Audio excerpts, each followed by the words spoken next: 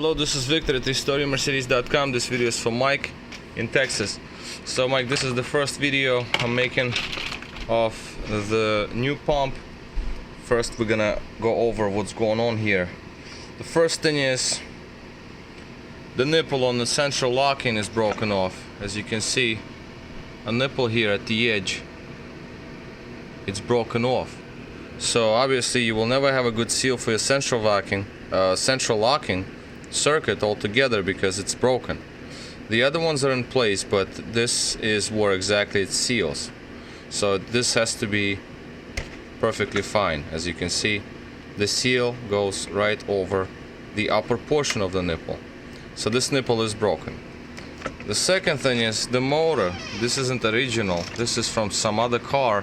Either it could be from the older S-Class pump, because it looks like it, like older S-Class, like 92 maybe, or it could also be from another vehicle all along, like E-Class or something. I mean, essentially the pump should do its job, but I mean this particular motor, and it's actually in decent condition. I mean, I look inside, it's actually pretty nice. I mean, the original motor definitely burned because there's lots of carbon dust all over the place inside this pump. So it's definitely, you see, it was definitely burned. Another thing is, it does not work right, this pump. I didn't go through it, and this is just preliminary, but it appears that micro switches activate over there. The switches, the shut-off valves rather, they move, but something isn't working because I'll show you the operation. What happens here is the vacuum port is plugged, so it should shut down, and the pressure should inflate and shut down. What happens here is it keeps pumping vacuum even after the contacts on the valve are already calling to shut down the pump, but it's still running. And the pressure is inflating so hard, I don't know if it's gonna blow the bottle up or not, but it keeps pumping like insane, never shuts down. So I didn't even try to check any other circuits yet. So let's see if we have, yes, we got the ignition. Let's put on the power, you'll see it yourself. So this is what it's doing. First it's gonna try to do the vacuum, which is right here. As you can see, the valve, okay, well, now poor little thing tries to inflate this bottle, but it's already as solid as a rock. I mean, you can't even move it. And the contacts over there on that side is already off, so it's like it should shut down, but it's not shutting down. So the motor creates enough pressure, but it's just gonna burn like this. You can see this is the connection points. Pretty bad job. So before it blows up, I'm gonna shut it down, because this is crazy. What I'm going to show you is the vacuum circuit valve itself. You're going to see I'm going to reactivate the pump. You're going to see how it will jump backwards when the vacuum is created, but the pump will continue running.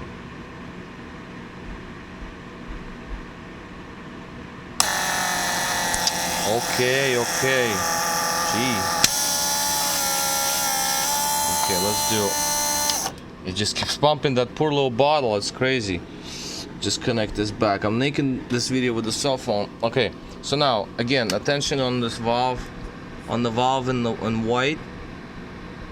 You see the valve move. Contacts are open right now. They're open. You cannot move it anymore. It's all the way in. And just something is very terribly wrong over here. So I'm gonna shut this down. So something is wrong with this pump. What I'm gonna do now, next is I'm going to connect your pump, the damaged pump, which is this one, and I'm gonna show you what this one is doing. I cleaned up a little bit. It's not actually too bad of a water damage, believe it or not. It's actually relatively okay.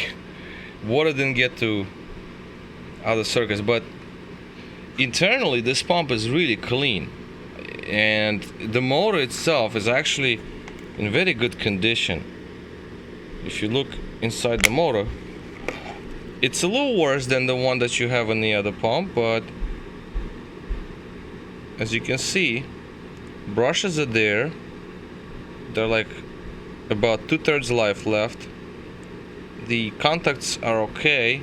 They all will get dirty, of course, but inside it's actually very clean. You don't see no carbon dust or anything. Yes, water damage, I understand that, but that can be all cleaned off, and it should still last. Now the biggest issue is the board. Well, let me pause this video for a quick second. I'm gonna connect the pump and I'll show you what's going on there. Okay, so our water damaged pump is connected to the bench, and let me show you the operation on this one. So see, this is how the proper pump should work. Again, we can also look at the valve. Let's just let's do the valve picture here. Put on the ignition. You just wait. See, the valve moved just a little bit, and now pressure is created. See, it's tight. The valve moved a little bit for vacuum. I'll show you one more time. If you actually look at contacts over there, no vacuum. You saw how valve moved? Oops. Yeah, okay. I have to block the line. And that's it. This is it. This is the cycle. Normal cycle of the working pump. Now we do have problems with the board, but let me see if I can show you central locking on this. Okay, so let me go, and I cannot connect it. I mean, I cannot activate it directly on the pin because the central locking pin is long gone. As you can see, I'm trying to reactivate central locking here. Nothing happens. But if I go directly on the board, you're gonna see how the gauge is gonna move, and the pressure and vacuum is great. And just the vacuum, very, very strong. This is very strong pump. I mean, the original pump is such a good pump. You see how strong it pulls pressure and vacuum. Next circuit, let me just go over through all circuits so you see them. Now we're gonna go and rear antennas. So again, the pin itself is long gone, so I have to activate it on the actual board. So we'll show you the pressure from the rear antennas. Those are the ones that in the back of the trunk, in other words. So let me get that pin. Let's see what it is. There, as you can see, antennas, they went up because whatever you see this way is pressure, this way is vacuum, negative and positive. So the antennas will be pulled in now. Okay, antennas are pulled in. Now let's go and do the handle, the trunk handle. Let's see, trunk release handle. 1, 2, 3, 4. So again, I have to go right on the board because the pin itself is non-operational. It's just corroded. But I can fix that, I'm sure. Let's see. Okay, here it is.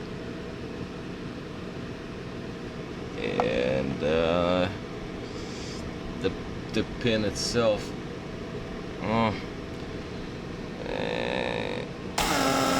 There. Okay. I have to move it, wiggle it around to get it working. So the handle is out. I let go. The handle is pulled in. I let go of the power. And the last but not least are your headrest releases.